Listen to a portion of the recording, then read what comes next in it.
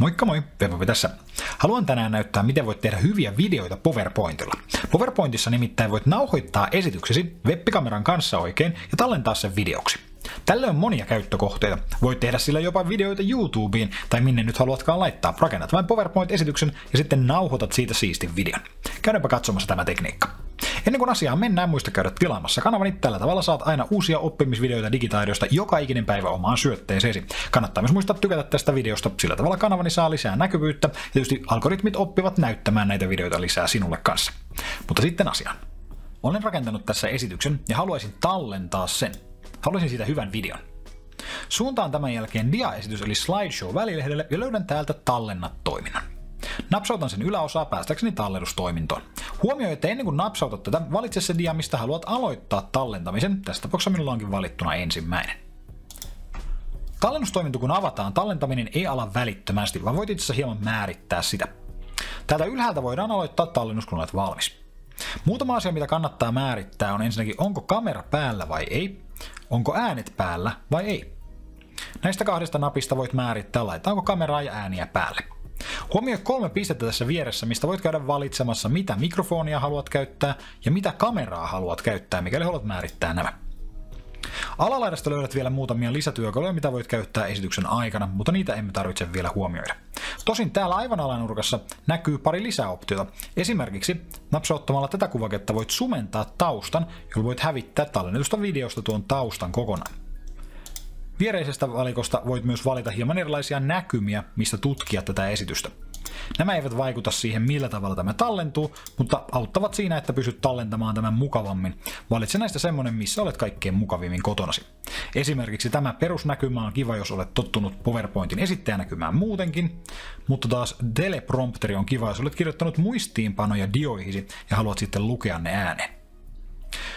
Teleprompteri on myös siinä kiva, että tällä teksti tulee tähän ylälaitaan ääneen luettava teksti, jolloin pystyt katsomaan aika luonnolliseen suuntaan, koska kamerahan yleensä on tuossa läppärin näytön päällä.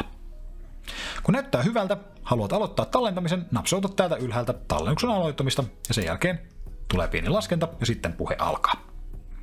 Lähde sitten läpikäymään esitystäsi.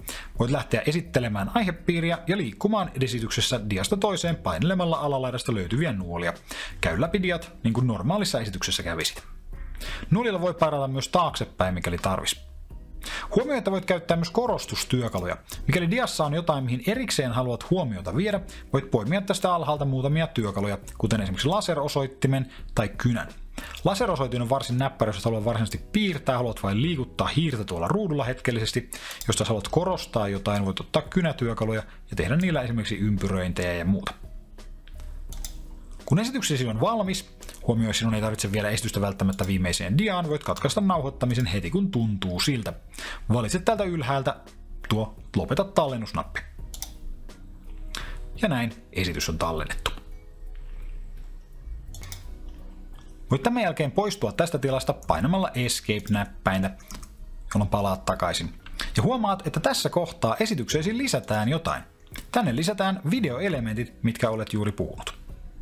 Nämä elementit toimivat niin, että kun laitat esityksen päälle, lähtee pyörimään tuo video tuon audion kanssa. Lähtee esittelemään aihepiiriä ja liikkumaan esityksessä diasta toiseen painelemalla alalaidasta. Ja kuten näemme, dia vaihtuu automaattisesti, kun puhe on täyty läpi tästä yhdestä diasta. Tällä tavalla. Keskeytän esityksen nyt Escapeillä.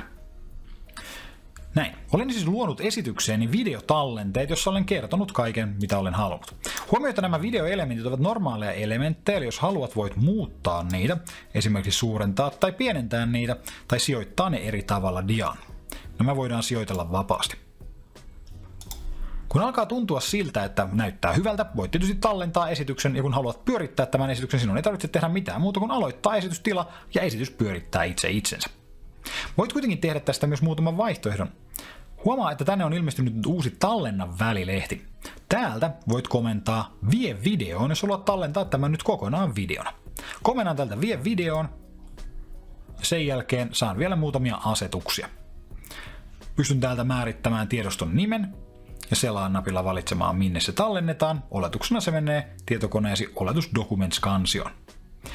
Tässä on mukautusnappi myös muutamien asetusten muuttamiseen, jos haluat. Käytännössä painasen kuitenkin vaan vie videonappia ja tämän jälkeen videota prosessoidaan hetki ja se tallennetaan tuohon kansioon standardina MP4-videona, minkä voit katsella sitten millä tahansa videosoittimella. Aika mikä tähän menee riippuu siitä miten pitkä esitys on ja miten tehokas tietokoneesi on. Jos sinulla on pitkä esitys, jossa on paljon sisältöä, vientiin menee pidemmän aikaa. Samaten jos tietokone on uudenaikainen, siinä on hyvä näytönohjainen prosessori, vienti nopeutuu siitä. Nopeutetaan hieman tätä vientiä. Kun vienti on valmis, lyhyt tallennus saattaa vielä tulla esimerkiksi OneDriven takia ja tämän jälkeen tiedosto on katseltavissa. Kun vienti on valmis, saat tiedon, että vienti on onnistunut ja voit poistua tästä escapeillä. Voit halutessasi napsauttaa myös näytä ja jaa katsoaksesi tuon tiedoston. Tämä avaa selaimessa tuon tiedoston, koska OneDrive oli oletussijainti sen tallennukselle. Löydät tiedoston myös seuraavalla tavalla. Avaa ihan resurssien hallinta ja poimit täältä kansio, mihin tallensit videon. Oletuksena se on OneDrivesi. Etsit täältä video ja voit tuplanapsauttaa sitä katsoaksesi sen. Esimerkiksi tässä näkyy tuo muinaisen maailman myytit äskettäin, jonka tallensin. Tämä viimeisin versio tallentaa sen oletuksena pilven kautta, joten huomaat, että OneDrivessa oleva tiedosto esimerkiksi on nyt tuossa pilvitilassa eikä tallennettuna paikalliselle koneelle, mutta tuplanapsauttamalla tätä tietysti ladataan tietokoneelle ja pyöritetään meille sitten. Näin. Tässä pääsemme katselemaan äskeisen videon. Tässä on erikseen laittanut äänet pois, jottei sen äänet häiritse tätä esittelyä. Mutta näin, meillä on siisti video rakennettuna tästä aihepiiristä, jonka pystyy sitten lähteä viemään eteenpäin haluamallani tavalla. Nyt kun tallenne on tehty, huomioi, että tähän PowerPoint-esitykseen on jäänyt totta tosiaan nämä videoelementit. Mikäli haluat, voit tietysti tallentaa tämän vaikkapa eri nimellä, mutta näistä pääsee myös eroon. Jos menen tänne tallenna välilehdelle, löydän täältä komennon tyhjennä tallenne. Jos napsautan sitä, voin valita sitten esitysmerkintöjen poistamisen kaikista dioista. Ja näin huomaamme, miten videoelementit katoavat täältä. Esitys on tämän jälkeen palautettu sellaiseksi kuin se oli ennen kuin siitä tehtiin tuo tallenne. Ja nyt jos lähdetään vaikkapa pyörittämään esitystä, tämä avautuu normaalilla tavalla, eikä sinne lähde pyörimään automaattista tallennetta tai videoita. Näin. Tällä tavalla pääset eroon myös tästä tallenteen tekemästä datasta esityksessäsi. Näin. Tällä tavalla voit tallentaa videota PowerPointista. Et tarvitse tähän mitään lisätyökaluita, sellainen löydät PowerPointin sisältä. Voit tallentaa PowerPointia, omaa kameraa, audiota ja kaikkea muuta sinne mukaan. Ja tällä tavalla voit tietysti myös harjoitella esityksen pitämistä. Me voimme kiittää ja kuittaa.